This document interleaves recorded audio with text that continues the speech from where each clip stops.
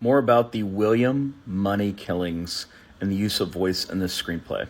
Go back and watch part one, and then also watch Paul's video on voice and how important it is to a screenwriter. So I picked a couple of different spots from David Webb Peoples' screenplay, The William Money Killings, which you might know as Unforgiven, the excellent film directed by Clint Eastwood, probably his best film.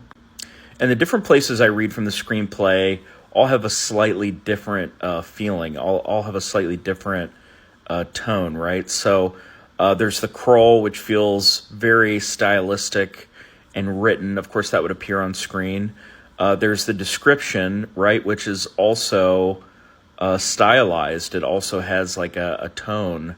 But there are big words used, there's very big words that are used.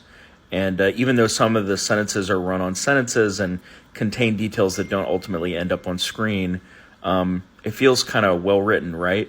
And then you've got the dialogue, which feels choppy and uneducated and blunt.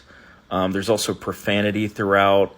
There are blunt pieces, references to blood and, fornication with ladies of the night. And there are these things in there that are very, very rough edges, and yet much of the text of the screenplay is actually well-crafted and well-written. And when you watch the movie, all of those elements are there. Women are treated poorly, they're beaten, they're cut, their bodies are sold, and a man benefits from it. People are hung, people are murdered. It's really a harsh world, and there's a lot of uneducated people in it who speak in an imperfect way, and they're doing horrible things, sometimes heroic things. Sometimes tragedy happens. And you get all of this just from the style of the writing in the screenplay.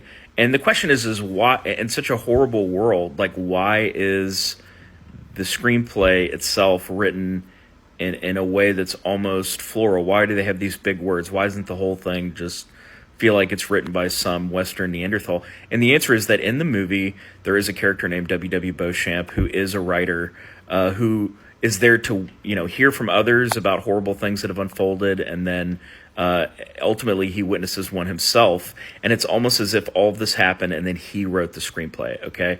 That's the tone, that's the voice that Peoples used to write this movie, and it serves the story. It makes you, the person who's reading the screenplay, feel like the audience feels when they actually watch Unforgiven.